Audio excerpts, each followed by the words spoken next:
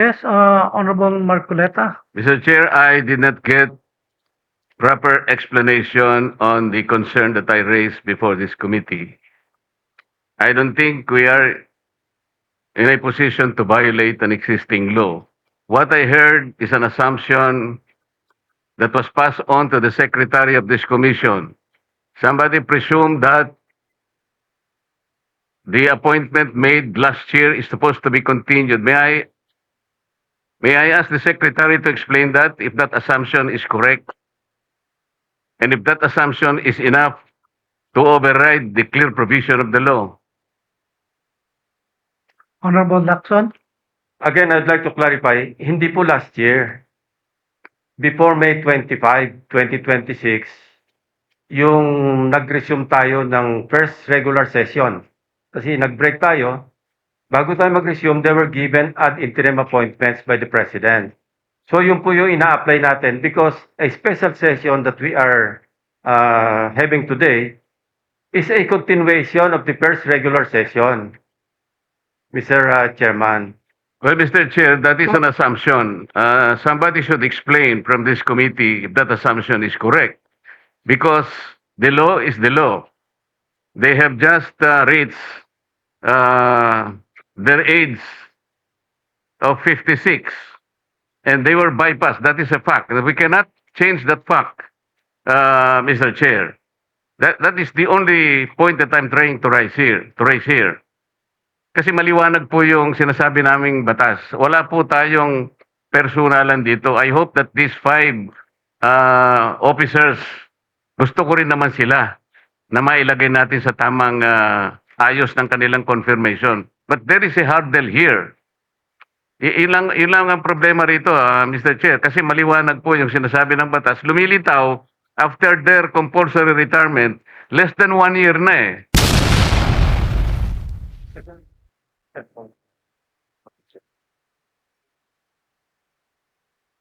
Good morning, Lieutenant General Peralta.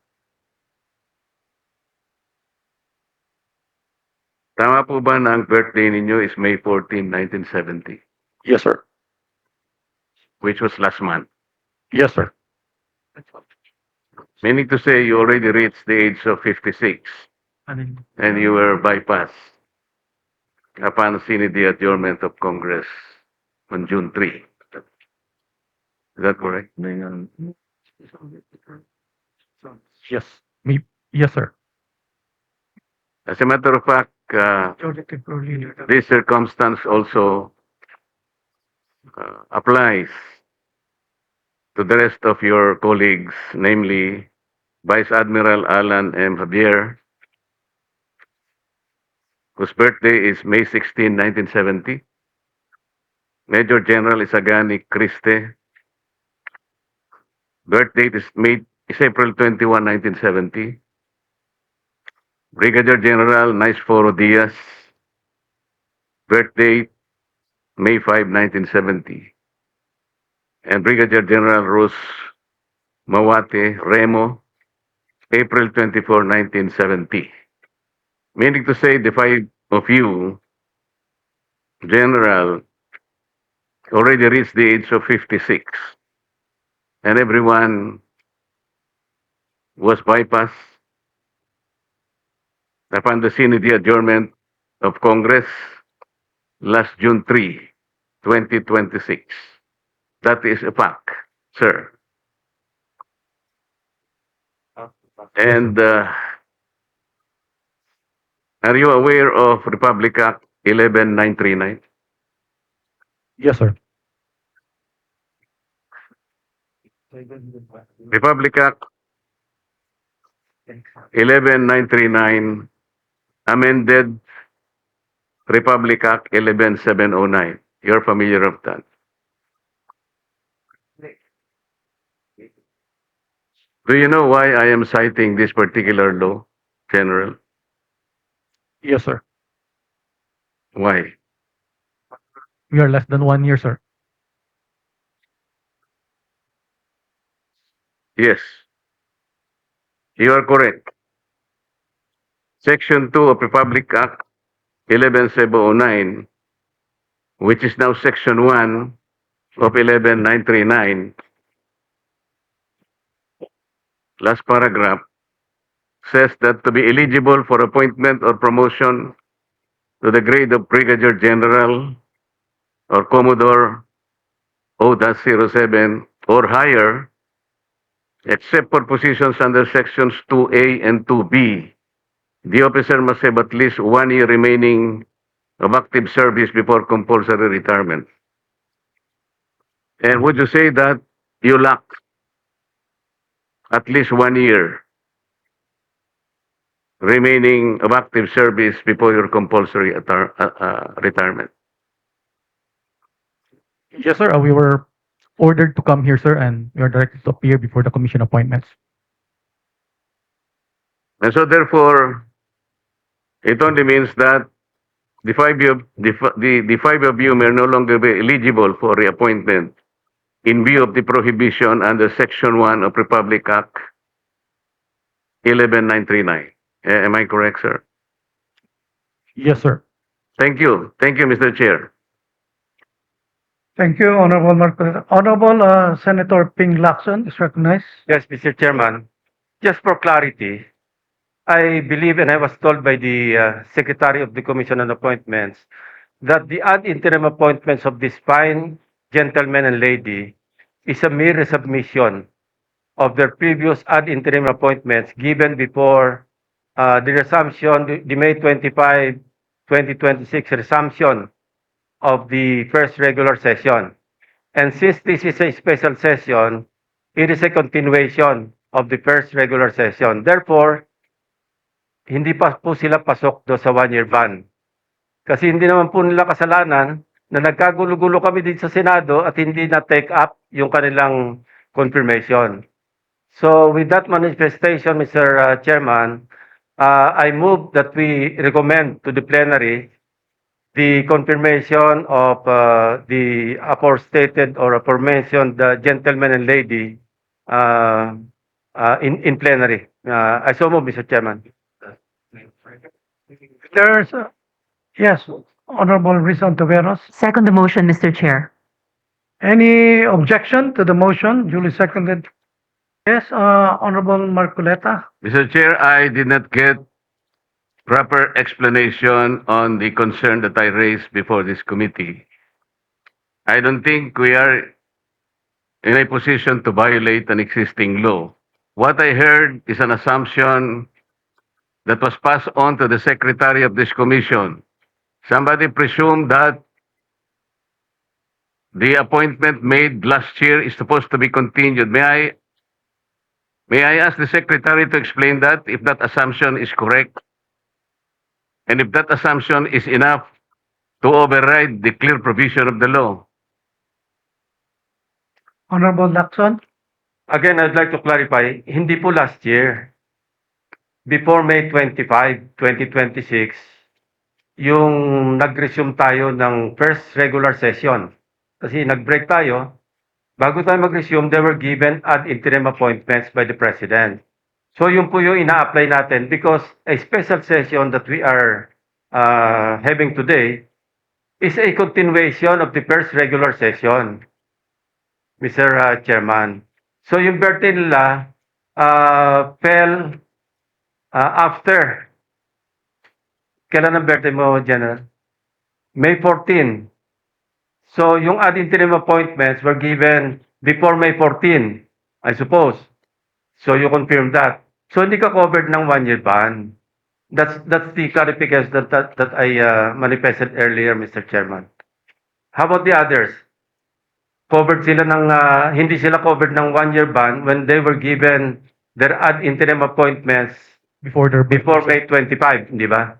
Kasi kung after May 25, resumption, nomination, at saka hindi na kayo mag-apply. But since you were given your ad interim appointments, since Congress was in recess at that time, having resumed on May 25, hindi po kayo mako-cover ng 1-year ban. That's my point. So I hope I satisfy the query posited by the Honorable Marcoleta. Thank you, Mr. Chairman. Well, Mr. Chair, that is an assumption.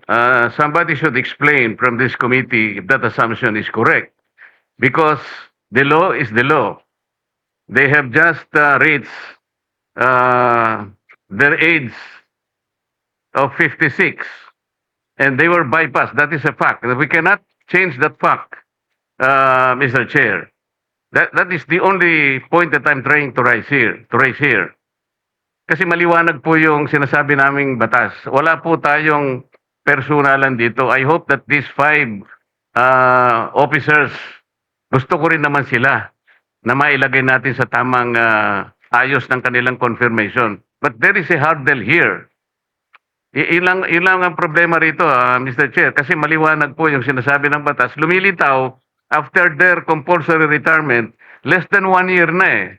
As a matter of fact, they were unable to submit the documents for confirmation. Only, siguro, hindi ko po alam, but only the secretary can testify when exactly were they able to complete the documents for confirmation. Ang may kasalanan po talaga, yung June 3 kasi, nag-adjourn. Pagkatapos, sana man lang, before adjournment, sinabi natin, nag-schedule tayo, na i-confirm natin sila. Wala nga silang kasalanan, but somebody is at fault here. And then, we have now a problem with the law. We cannot just simply say na, we assume that they are not covered by 1-year ban. No. The law is very clear, Mr. Chair. Salamat po. Chair, session suspended. The chair also would like to stand corrected earlier. The chair has declared it was session suspended. It's a committee hearing suspended. So we now continue. I believe Honorable Marcy Teodoro.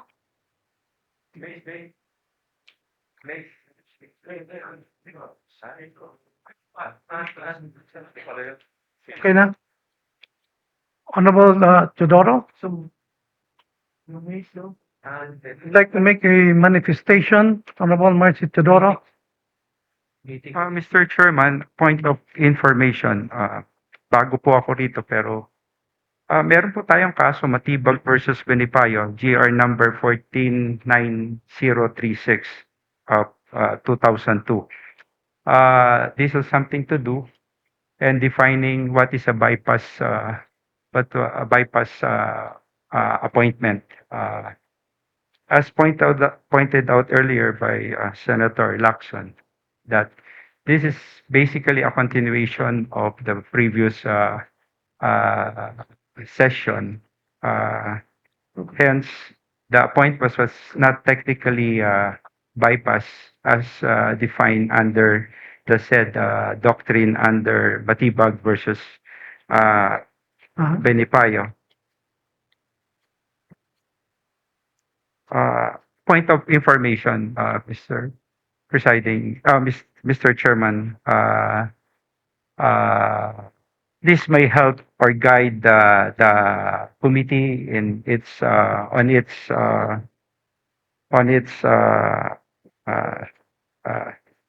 decision. As defined, a bypass appointment occurs only when upon the close of the session of Congress. It's true that the Congress was immediately adjourned, but a special session was called upon, so it's being considered a continuation this proceeding.